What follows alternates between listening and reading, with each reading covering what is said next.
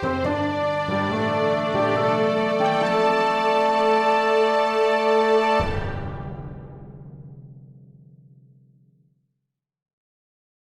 Story Seekers. I'm Ben. I'm Nico, and you're listening to The Tiny Bookcase. Our guest for this episode hails from Sydney, Australia, and writes dark science fiction of a character-driven, morally grey nature. He's written over 50 short stories, and is the author of the Common series, which is a dark space opera and includes the novels Stormblood, Blind Space, and Wolfskin. And those are the most metal names I've ever read. We'd like to warmly welcome Jeremy Szal. Hello, Jeremy. All right. Hello. Thank you, gentlemen. Thank you so much for having me. It's an honor and a privilege to be here. That's the first time I've ever been honestly called a gentleman. I quite like that. Well, I'm glad to have the privilege of being that person then. Yeah. I am led to believe that you like strange movies. I'm also a connoisseur of the strange and awful when it comes to cinema. Any recent DVD conquests? I can't think because it's been a while since I was really, really into them. I mean, I still am into them, but I just don't have as much time as I did. Yeah. Because it's been a resurge of amazing video games to play, and of course, all the books that are coming out. Yeah, I can't think. I would probably just need to get up my profile, my like online profiles and stuff to see it. Yeah, I just at the top of my head, I cannot think. Maybe you could tell me about some of yours, and while I try and find some, tell me some of yours. I'll tell you what, I recently watched a movie called Ape vs. Monster, which was we'll kindly describe it as a budget retelling of Godzilla vs. Kong. And I'm fascinated by those movies. Like I've got a movie called Atlantic Rim or Transmorphers, all those movies that are just legally distinct enough that they don't pull it off the shelf. But do they make money? Like, what's the point of them? So if they're not, do you know if they're not good. Go on, sorry. Their whole marketing model is that it's a close enough name that your nan might buy it by accident. But this is what I'm saying. Like, how can you possibly make money? How can they possibly make money from that model? That doesn't. I have no idea. They've been doing it for years. Yeah. There's Little Panda Fighter was the first one I became really acutely aware of. Little Panda Fighter. Oh yeah. Oh dear. It's but there's those, and then I absolutely love movies that are definitely using props from other films that have wrapped. There's a fantastic film called Orc Wars where they're all wearing like Lord of the Rings orc costume masks, but the kind you'd get from a fancy dress shop. It's fascinating. Oh, yeah, I've got one movie for you. You got one? Oh, That's all right. Yeah, this one movie I saw, it's not recent, but I saw it years ago. It's called Why Don't You Play in Hell? It's a Japanese movie by Sion Sono. It is, like, I saw it at my university film class screening. It's absolutely metal. Basically, it's about I think, what I can recall, these Yakuza who feel like they've not gone into the glory days in a while and they need to get back into it and beef themselves up, and a film crew that's trying to desperately capture something really cool and interesting. And so these two parties meet, and so this film crew basically films these two Yakuzas going for, like, fighting each other to the death in this like very Japanese house on camera. And it's like literally so the cameramen literally start pulling machine guns out and start like shooting people as they're filming, and some guy gets his arm chopped off, and then the other guy's like, "Oh no, cut! Can we do it again? Can we do it again?" And the guy's like got his arm off, and he's like, "No, I can't do it again." It's just really, really weird and all over the place. I haven't seen it in quite a long time. I wouldn't recommend it to everyone, but you asked, and so yeah. Oh no, I'm taking it. I'm writing it down. That sounds like it's up Nico Street. I like it. What kind of video games are you playing at the moment? I'm a big fan of Souls games, so Elden Ring, Sekiro. I just about finishing God of War Ragnarok. What is it? Alan Wake 2. I really, really liked. I thought that was terrifying. What else? Yeah, I haven't got to the Cyberpunk DLC yet, Phantom Liberty, but I'm it's on the list. I've been meaning to search that up as well. Yeah, a lot of video games, no time. I'm a really big fan of like rhythm games, combat games. So there's a game called Lies of P that came out recently. It's by a Korean studio. Yeah. Have you played it? I've got it downloaded and I haven't played it yet, but I'm also It's a Souls fantastic. fan. Yeah, I love like Sekiro is probably my favorite Souls game because of the combat. Like I got the platinum trophy in Sekiro. Like I literally go back and play, go back and just do the final boss fights again and again because like I love the rhythm of it so much. And Lies of P is probably the closest thing that's come that I can find that scratches that itch for me. That it's almost like a rhythm game. They are rhythm games actually. I get you. Yeah. I get you. Fucking A, man. That's really cool. I think. Do you find that when you're writing, like you can go and like get rid of writer's block by going and playing video games for a bit, or are they just? Is it separate from your career?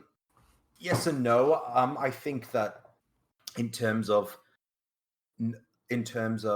finding inspiration, not really, because I think that my head is already so full of ideas and things like that that feeding it anything more, unless it's something I'm feeding it specifically, feeding anything more won't be helpful. I mean, I could go and look at an anime from the 80s and say, oh, that's a really good, or not even from the 80s, a recent one. So that's a really good shot of them leaning against the glass with this purple twilight sky. I want to work that into my book somehow. And it's not particularly helpful because Jeremy, it might not suit the vibe or the scene or whatever, but my brain just automatically just tries to grasp these cool things to feed in. But at the same time, I think in order to think about things, you need to not think about them sometimes. And it's really, really helpful to sometimes go and just, beat an 500-year-old samurai with magic and fire and stuff while thinking of how to solve this plot hole. Can be helpful. At least that's the excuse I tell myself so I can stop writing early. Beating up a 5-year-old samurai is a very different experience. No comment. There's a lot more on the line. You don't want to lose that fight, man. Yeah, no, definitely not. Does anyone know where this child has a fucking sword? Right? It's Japan. Of course they do. Of course they do. That's how they're born with it. It's awful for the mothers. Yeah. So awkward. It gets all sorts of angles. So I feel like I should ask you an actual It's question. another sort of C-section. That's how they do the C-section. They do it from the inside. They cut the way out. Go on, Nico. They have to shout a finisher move when they do it as well. That's the rules. I know that from anime. So, let's talk about writing. That is why we're here. Yes. So, what is the first story you wrote that meant something to you? It's weird to say, or it's probably cliche to say, but Stormblood, the book that became my debut novel. And I've written a lot of short stories. I've written about 40, I think, and had a lot of them published. But the thing is with short stories, and this is, for me at least, that once you start, you have to start them, and then you have to end them. I mean, some of these stories are 4,000 words long. Some of them are 1,000 words long. I could do them in 1 sitting, 2 sittings, 3 sittings, and it would be just enough to get attached to a character, but then the character is gone and you have to move on. And that's not really me. I'm definitely a long form writer. And so I think that when I started Stormblood, I grew very attached to the main character and his plight and his emotional state. And it was a really good way of being able to sort out a lot of ideas in my head, work stuff out, try to channel my own emotions, what I was going through, things I thought were really poignant. So, sibling relationships, past trauma, dealing with PTSD, dealing with this alien biotech that's in your body. Not that any of that stuff is relevant to me, of course, but they are, what I think at least cool, interesting things. And it was really cool to be able to put myself in the mind of this character who's dealing with all this baggage and to try and see how he would handle this emotional turmoil, or how I would handle it if I were in his shoes. Because that's what a lot of writing is like, especially in first person. It's a form of role playing, I find. At least for me, it's just not that I'm putting myself on the page, but I'm being the character that I've created, and I'm trying to navigate the world through his shoes. So what would I do as him? That sort of thing. So it's not what I do, not what would I do, what would I do as him? Or if I was dealing with this, if I was him, what would my decision be? Or do you a mesh of that. Do you do a lot of role playing in your spare time? I don't. I sat in on some friends who had did a Star Wars role playing thing, and it really wasn't for me. I did like the collaborative nature of it, but at the same time, I couldn't really stomach having being taking it really seriously, and then someone just says, "Okay, well, I'm just gonna just blow up the Death Star by dropping a match because lol, why not?" And it's not really. I mean, then maybe that's not all role playing, but it was, from what I understand of it, it's a very chaotic genre. It's quite easy to be turned off it by some bad experiences. I know both Nico and I had some fairly poor ones initially as well. I'm not to say that I had a bad experience. I just, think that, I'm sure if I got with the right crowd and everything, it could work. But I don't know. I think I'm just more of a narrative-driven person. That makes sense. You mentioned that obviously Stormblood is the story that meant something to you. The first thing that meant something to you. I'm just curious. Was it the first novel you tried to write, or had you written other things before that hadn't necessarily bitten? No, it wasn't at all. It wasn't at all the first one I tried to write. I'd written quite a few. The third one I wrote was a sort of like murder mystery in space thing, and I wrote that, and I think I wrote it in 3 months. And then I got an agent for it in, I think, 9 months after it had been finished. We sent on submission. It went nowhere. But one of the editors who read it and liked it was Gillian Redfern at Gallant, and she was really interested in what I had next. And my agent told her about it, and she went and had a quiet look, quote unquote, and went to it, which she wasn't supposed to have been doing because it wasn't officially on submission. But she ended up buying it because of it. So it definitely was. It wasn't. And so she ended up. That quiet look turned out to be very beneficial. But so it definitely wasn't the first book I wrote. Although it. So I've never actually had a rejection from an agent for Stormblood. I've had a rejection from publishers, from US publishers. After that, it's not come out in the US from a US publisher. We'd never got a US deal, and so before I sound too smug about it, that's reality. So it wasn't the first book I wrote, but it was definitely the first book I wrote that really, really sincerely meant something to me on an emotional level. That's a really cool story. I like that a lot. Just the concept being so solid that it gets like sold right out the gate before it's even on sub. That's really cool. The you did talk about you'd written lots of short stories and they don't give you the time to fall in love with the character as it was. We have a thing that happens quite a lot, and I'd be interested to know if you get it too. Do you ever finish one, and when you look at it, you're like, that should have been a much longer story, and I feel like I've crammed it into here? That's what. It's happened before. Do you like? I often find myself kind of worrying that that's like I've made an error, that like that was the wrong, that I scaled the story incorrectly for the medium, if that makes sense. For what it's worth, and I don't think I've discussed it too much, but Stormblood was originally a short story / novelette, and that I did cram it in, but then I just realized, no, this is just not working, and so I wrote it as a novel. Just build it out. I like that. Burst the seams. I love that. Yeah, I like that a lot. So would Stormblood be where you would say people should start reading you? Is that the jumping off point? Yes, definitely. I would definitely recommend starting with that. Like the third book's coming out next year, hopefully. The second book's already out, and the first one is they're all available in bookstores. There's an accompanying short story called Scream in Blue. That's part of the same universe, but it's not required reading. And I would say I would definitely suggest that readers go to those books. They're definitely a labor of love, and it's probably much more me than some of my other short stories are, especially my older ones. That's fair. Could you give us a bit of a rundown of what the series is like? What the core themes are? I know it's a dark space opera, but it's fantastic. That's all you need. It's just really good. Oh, I love my mum that. says so. No, it is good if I do say so myself, but basically it's about the DNA of an extinct alien race that's used as a drug that makes people get high on adrenaline and aggression.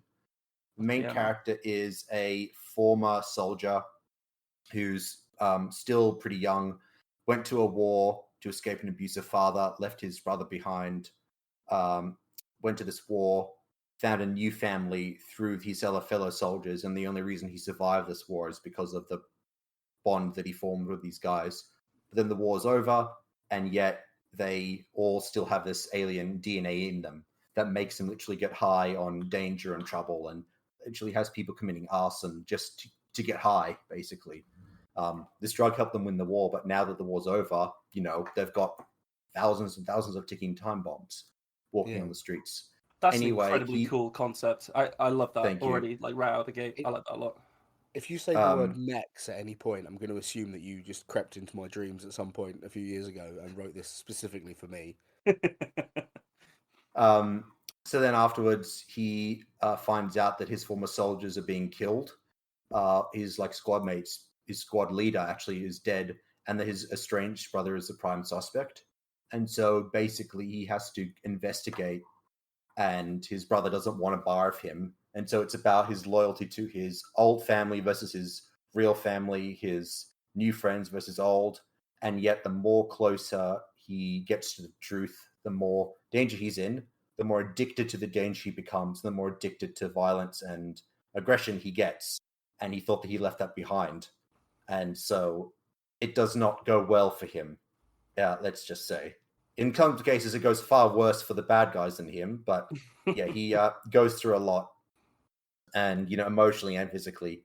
And yeah, that's the start of a three-book series. It starts kind of off like a police procedural murder mystery, but that was really only just what I used to sell it as the pitch. This is what it is.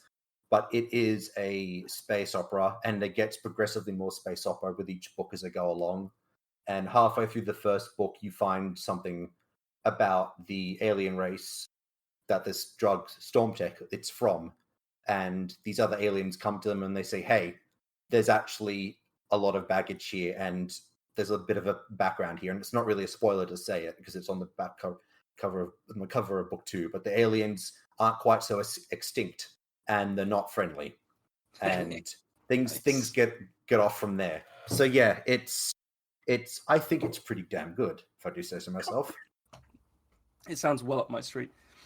It sounds truly like a lot of fun, but also like it's got depth and like it's and it just ratchets through the gears of space opera really nicely. That sounds brilliant. Yeah.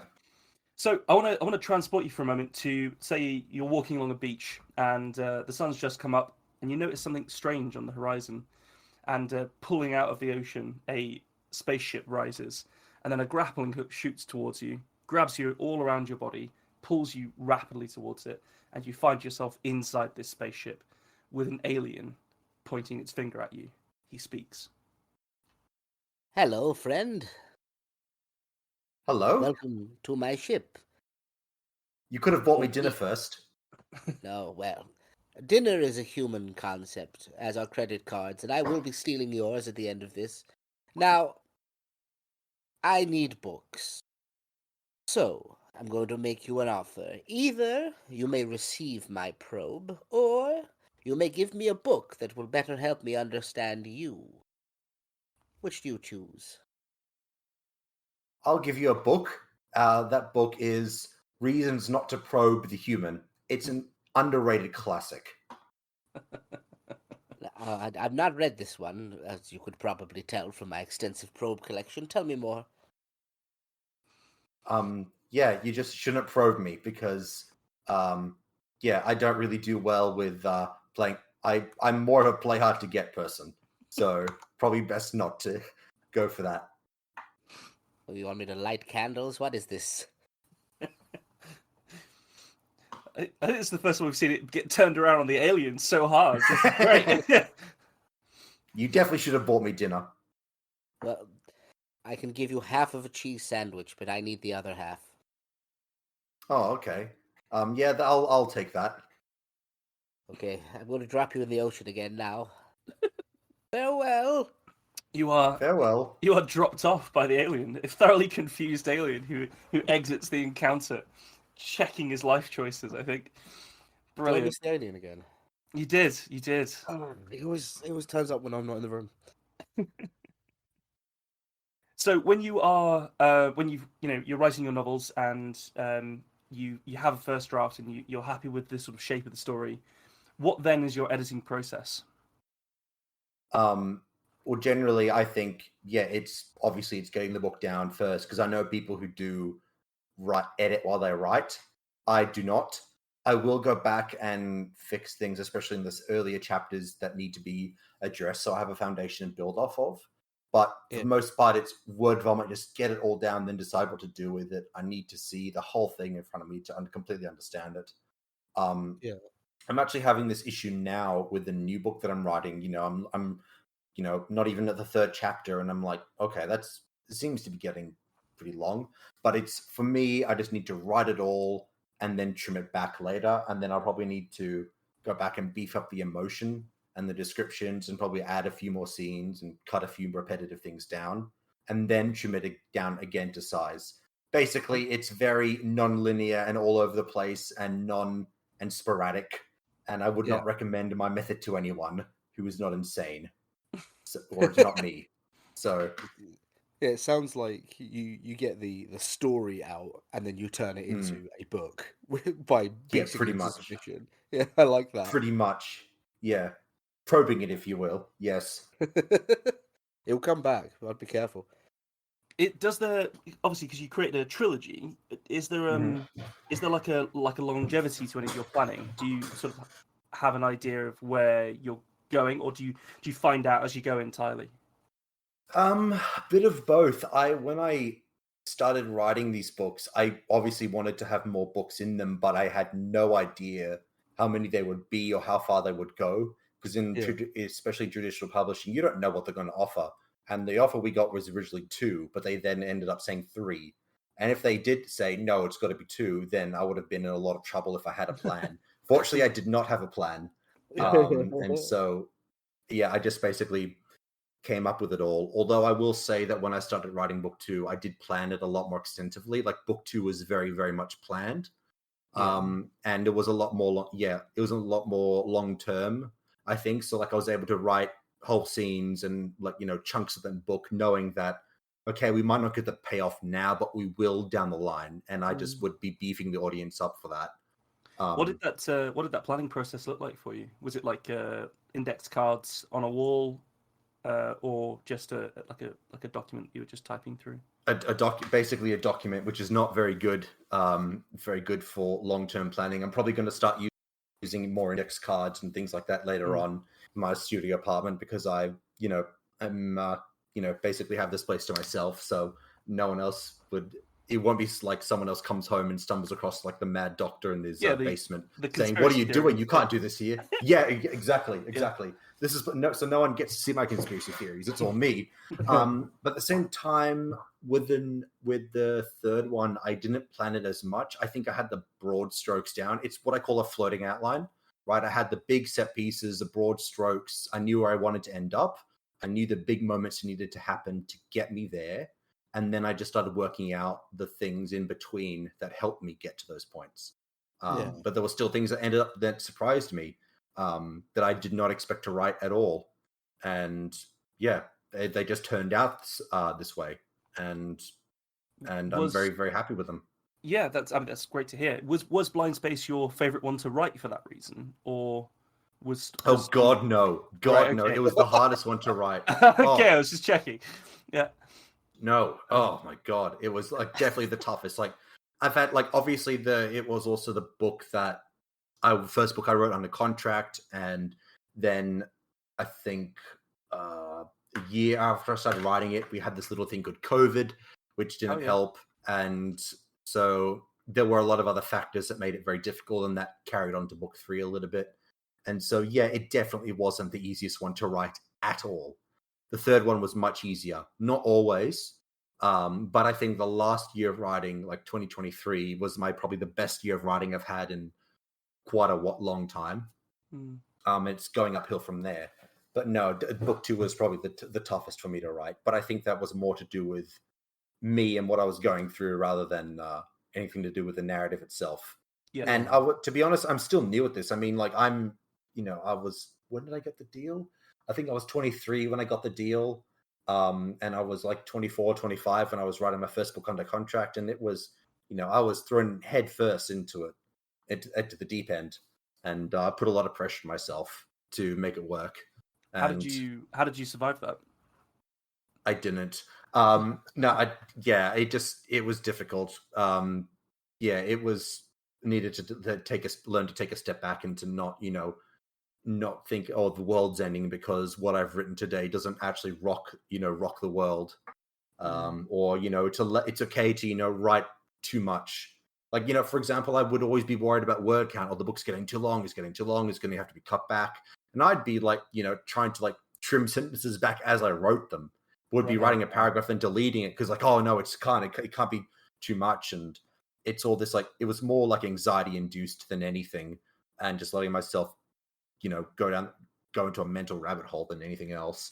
And so I've just learned to relax with it, and I would just write it however long it is, even if it's 100,000 words too long. That's fine. It's easier to do that and do it naturally and have it fun than it is to painstakingly craft every word and get it down perfectly measured. It just that's not writing to me. That's arithmetic. Yeah, and that for me at least. Yeah, I like that a lot. I think that resonated. Yeah. Oh, very nice. When you're not actively writing, who are the authors that inspire you? Yeah, I'm a massive Pierce Brown fanboy. So the Red Rising series.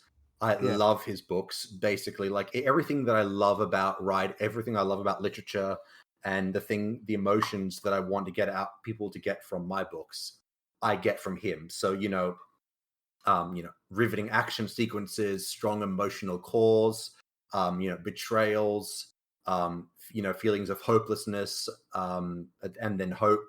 The balancing of dark and light. Anxiety, and then confidence, dread, and then again hope. That it's sort of like a roller coaster, his books, and it's such an emotional gut punch reading them, and you come out of them, and like I rarely cry when I read books, but the end of book 3 never fails to make me weep, and I love it. And even in his last one, I shed a manly tear or two. And I'm a very big fan of him. I'm a stan of his books for sure. It's so odd that's gone into modern parlance, hasn't it? That whole stan thing. Yeah, it really, every time it really has. I'm saying it ironically. I get that. Yeah. We've fallen foul to that many times, Ben and I. The saying something ironically, and then you realise that you're just saying it. Yeah, it can get a bit tricky when you just realise. It was fam. I think was quite a big one for us. I still say fam because of that. It started. We were on an orchard in France where we were washing apples and messing around with it, and I kept calling you Famwise Famg, and then that it just became a thing we said to each other, and now it's 15 years later or whatever, and we still bloody say it to each other. I've actually got a follow-up question about the sort of inspirations, because there's a degree of it sounds like military sci-fi in your work, in your common series. Like a name that people often associate with that, but also not always in a good way, is Joe Haldeman. And I was wondering if you had if you'd read the Forever War in like preparation for taking on this series, or if you'd already encountered it and then like steered away from it, or what was the... I read the first book and I was surprised how unusual, like it was ahead of its time. It was in a lot of ways, but it definitely wasn't an influence on me. And this is nothing against Joe and his book. Some of the best books I've ever read have not direct influences on me, or the style is not my style. It's not my approach. And so, no, it definitely wasn't. The books that did inspire me, probably, Red Rising, Richard Morgan's Altered Carbon. Some of Alistair Reynolds, like his dark, gothic-y space opera stuff. Abercrombie, some of his relentless fighting scenes and his use of humor and his use of extremely witty dialogue. George R. Martin, his really insightful depictions of human nature. has definitely inspired me a lot. You know, like just those simple human things, like those, you know, bitterness, rage, jealousy, resentfulness. People in those books act in ways that people would act, or they do things not just because of the sake of the plot. Like it feels, you know, people who are scorned, or people who are bitter, or people who are resentful, and you think, well, why should you be resentful? You have everything. But that's just the reality of their situation. And I think that was a big influence on me as well. I can't really. Sorry, you go. Yeah, I was just going to say, am I right in thinking that you've done some editorial work for George Martin? I did. I didn't actually I didn't line edit him. But what I did was, when I was working at the podcast Starship Sofa, and that's we were the first podcast to win the Hugo Award, and I commissioned a story from him called "The Men of Greywater Station," I think it was. He wrote it in the 70s. It's never been reprinted or collected in any of his books. It only exists in print, so we had to hunt it down and get a copy of it and find it, which is quite difficult to do. And then we had to write into him and ask him for permission to reprint it. And he said yes. And we talked it over a bit. And when I found out how difficult it was, I was a bit, I was like, oh, wow, okay, this is a challenge. Because I was like 20, I was like 19 at the time. I was still in university. I was like literally writing to him when I was in class, I think, and stuff like that. And, you know, convincing him to let us sell the story. But he did sell it to us and let us use it, and offered to send us a carbon copy of it, which is really nice. And he told us that he really enjoyed it and he thought it was a fantastic adaptation. And yeah, when I met up with him in real life, he recognized me and he said, "Oh yeah, I know you. You did the story for the podcast. You're Jeremy Szal, aren't you?" And I said yes, because I was not about to correct him on my first day of Worldcon. Oh, crazy! That's what an interesting story. And you have been a guest at some conventions as well, haven't you? So was it kind of interesting to be like rubbing shoulders with people as sort of equals? You know, like when you were quite early in your career. Yeah, it was. I mean, the first con that I did was Worldcon Finland, you know, which took place in Helsinki, and that was like going into the deep end. And I saw, you know, like George Martin was one of the first people that I saw there, and that was really cool.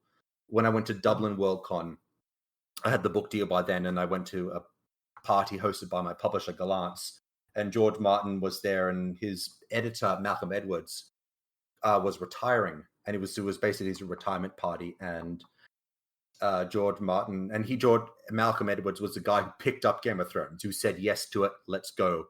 And I didn't realize this at the time, but my agent, John Gerald, came second in the bid war. Basically, Game of Thrones went to all the publishers in London, all of them made an offer, but John, my agent, and Malcolm, they were working at two different publishers at the time, and they were the two guys left in the bidding war. And yeah, literally, it was going to like 410,000 £420,000, 420, 430, 440, 450.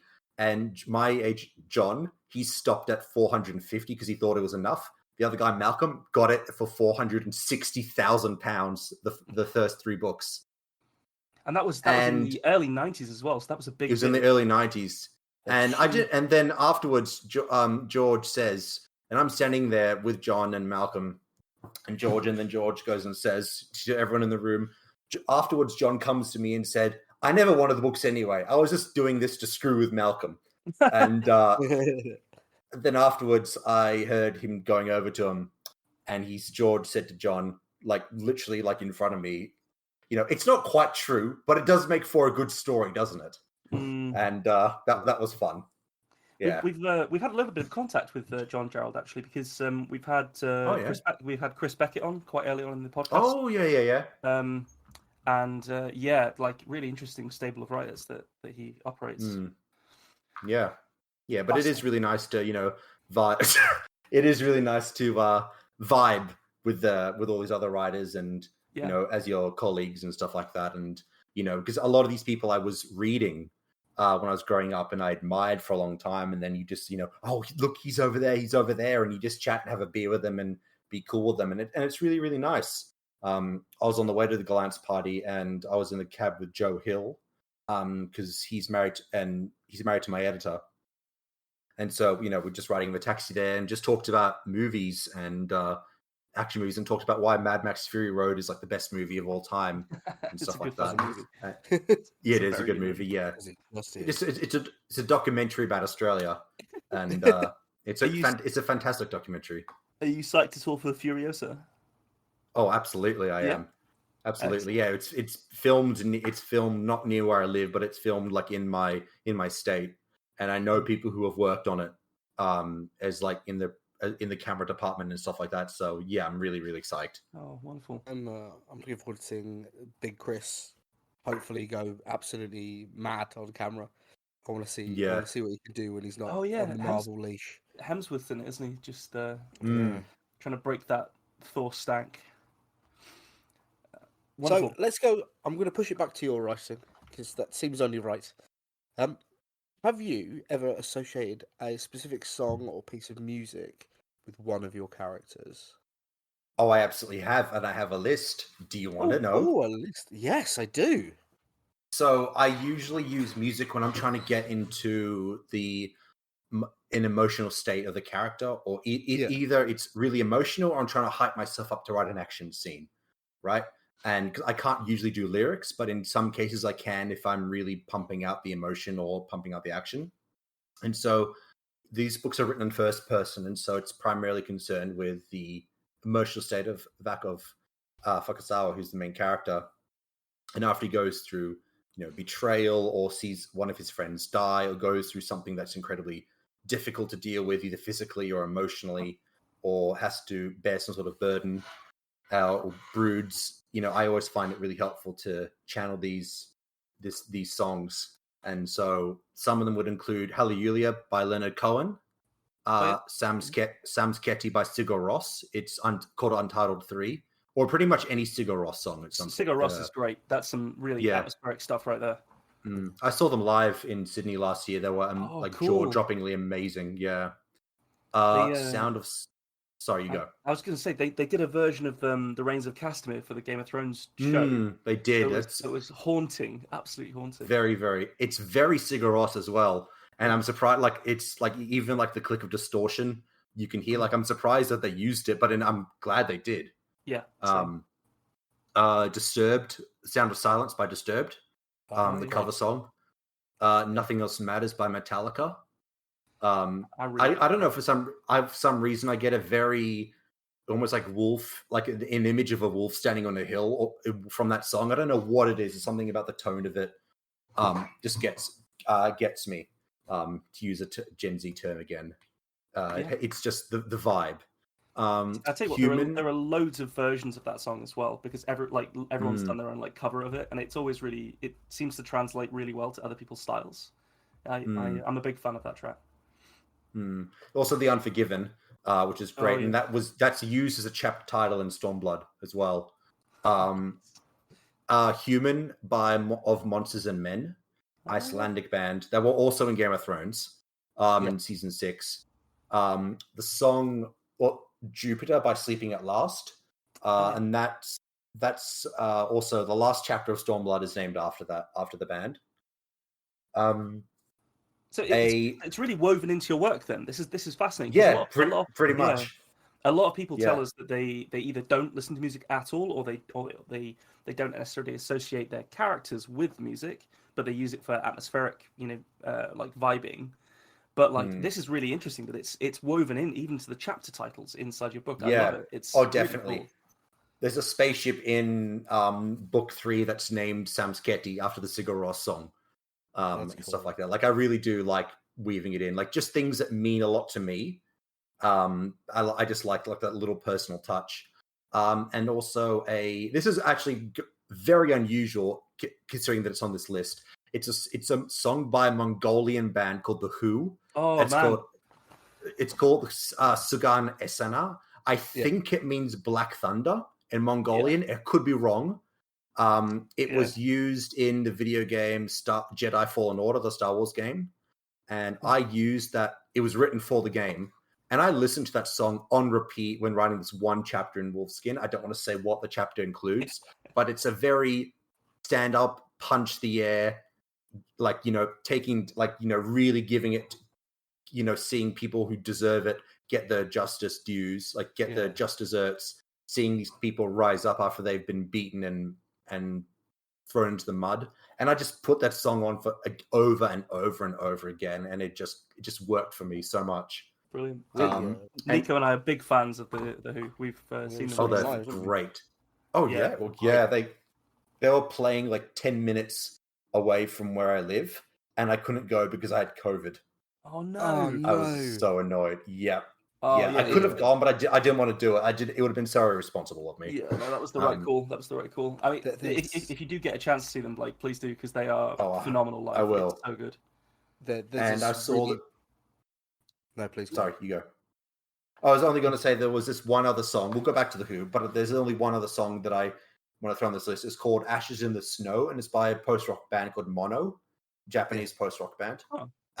And they are criminally underrated, and that song is just so epic and sweeping. And there's a chapter that is named after that song in the book 3 as well.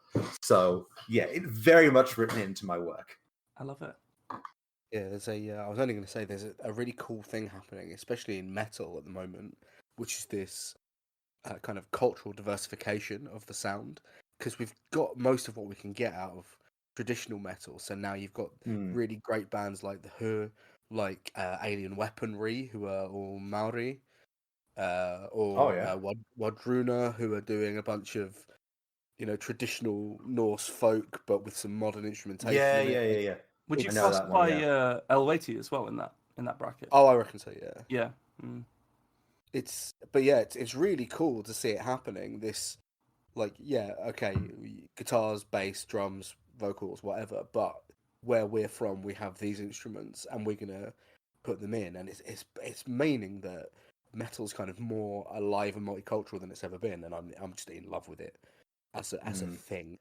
In many ways, I prefer it to like regular metal. Like I actually do really like the interesting burring that comes from the cultural instruments and stuff. It's really fascinating. I actually have a follow-up question, which I think is could be quite well. See if you like it. Basically, it sounds like you're really into film, you're really into music, really into games. I know a lot of writers can kind of get quite caught up with the idea of like being influenced by other novels and other bits of fiction. But are you fairly comfortable being influenced by things like music, film, games, like other sources of storytelling and inspiration? Has that ever been an issue for you, or is it just a part of who you are, or not really? Bit of both. I think that it's important to pull your influences from exactly where you want them to be pulled from. And that's going to look different for everyone. And in my case, there are some, like, I can watch a lot of movies and I can play a lot of games, but with books, I do have to be very selective with what I read, depending on what I'm doing in what period. So I'm drafting a new thing at the moment, completely new series, new character, everything. And during the drafting period, I'm going to be very selective with what I read.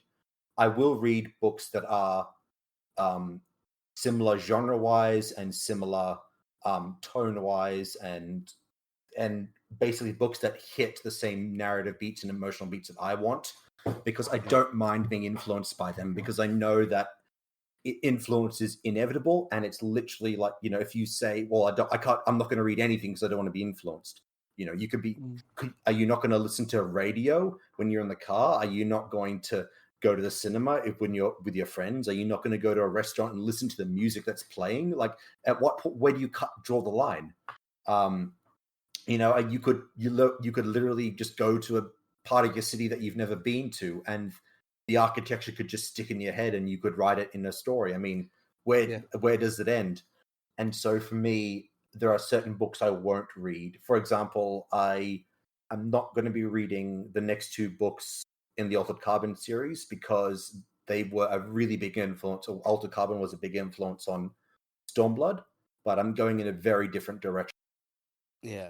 For them doing something that's a lot more epic and sweeping, and I don't really want to have that gnarly, gritty, noirish voice intruding on my work because I know it's influenced me and I like it.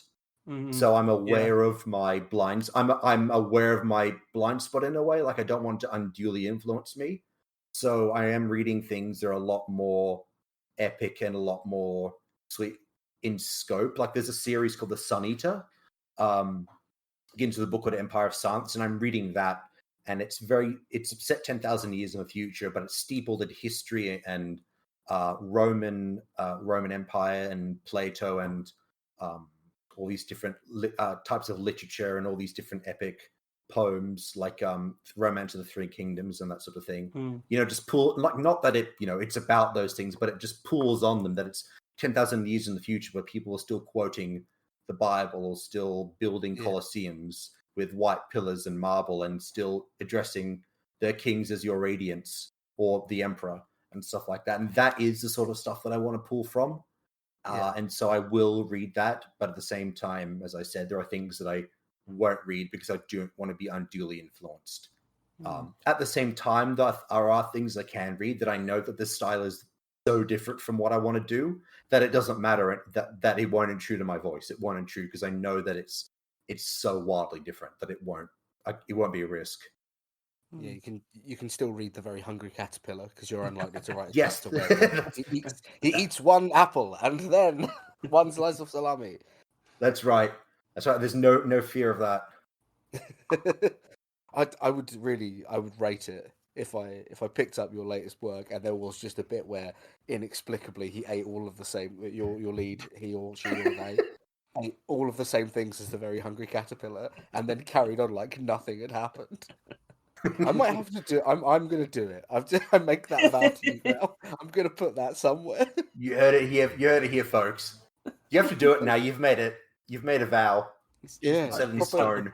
Yeah. George R.R. Martin style feast where he describes all the food. It's just all including a leaf, just all of the things, right? But does it have grease dribbling down its chin? Because there's always in his books. You have to make sure that Very Hungry Caterpillar is a very messily eater. He also needs to have a shoulder injury or nipple injury. Nipple injury is going to be the one. It needs some sort of nipple injury, otherwise it's not an homage. Milky caterpillar dugs. That's the. I never thought I would say that collection of words. No, I'm glad you did though. Let's move on and pretend I didn't. Are there any tropes that you specifically avoid when you're writing?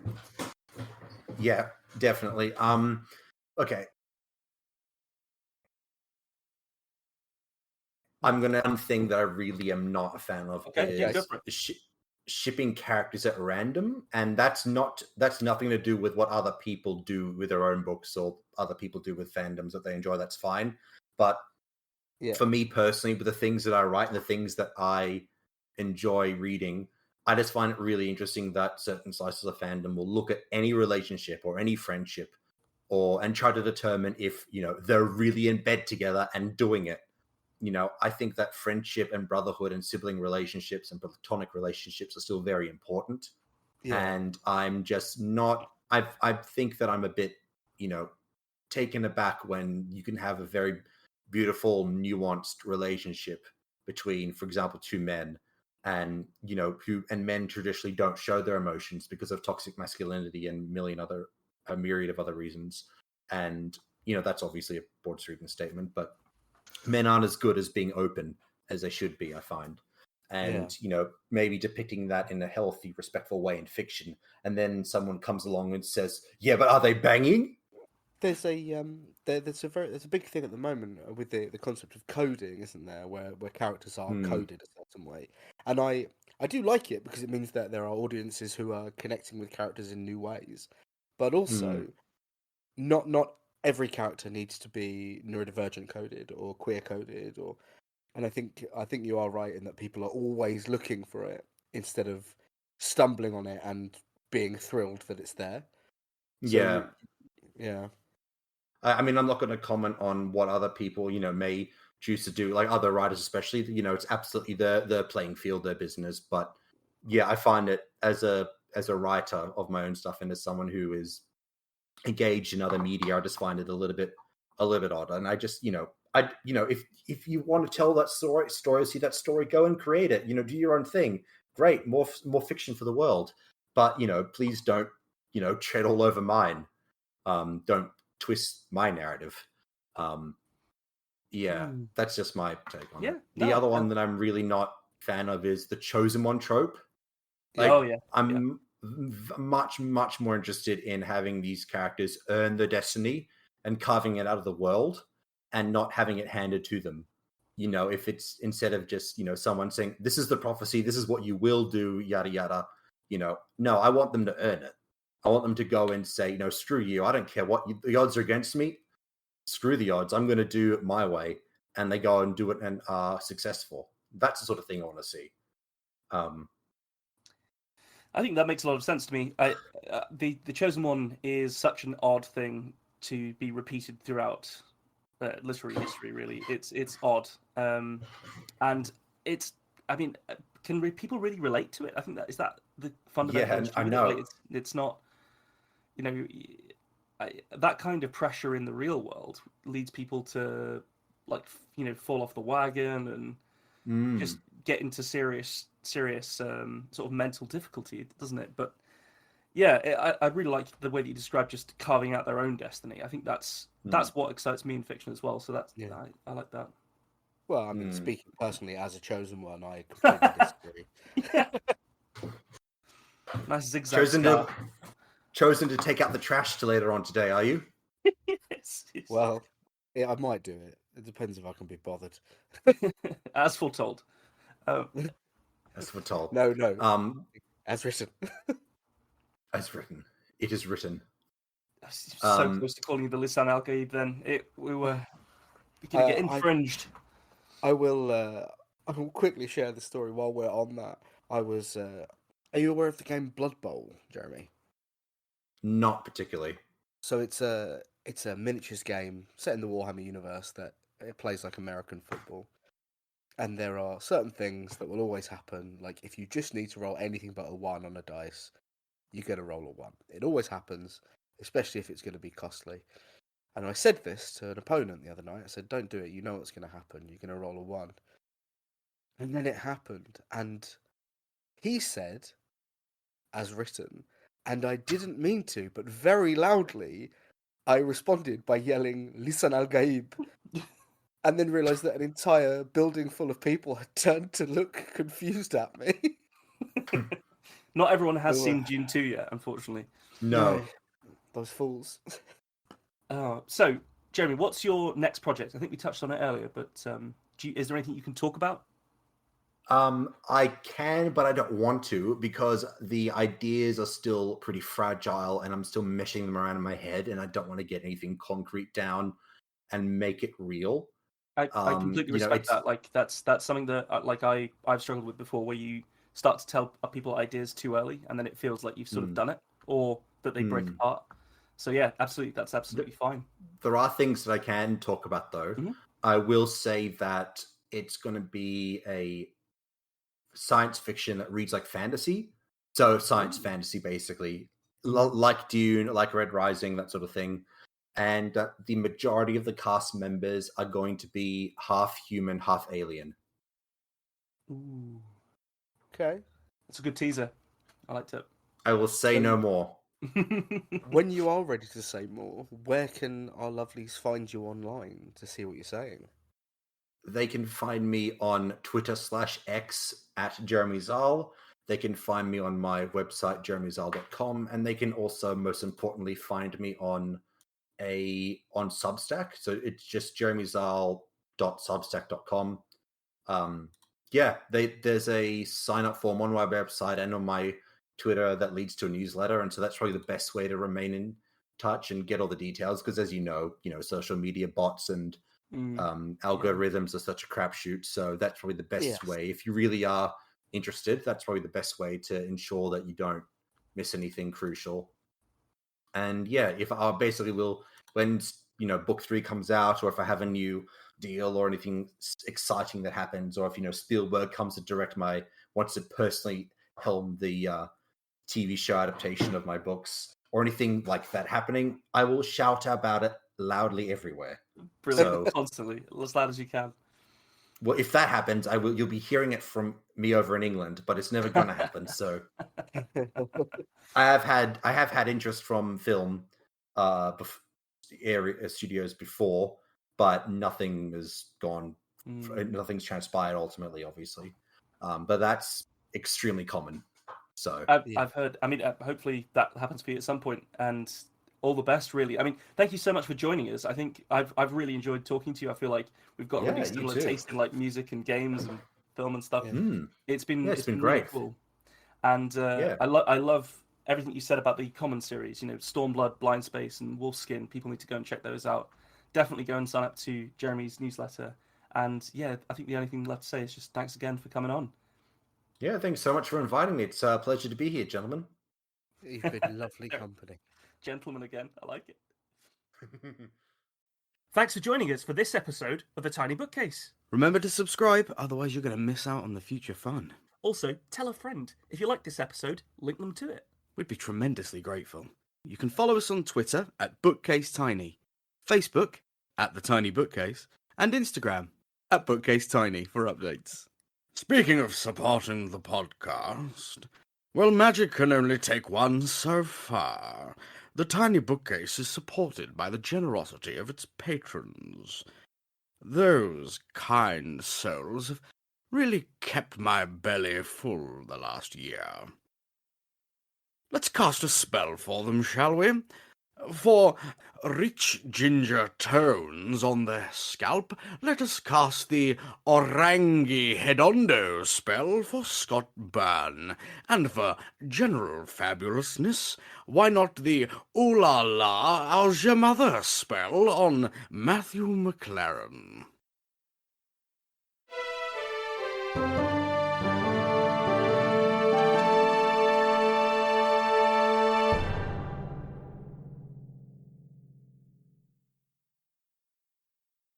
How do you come up with that shit, man?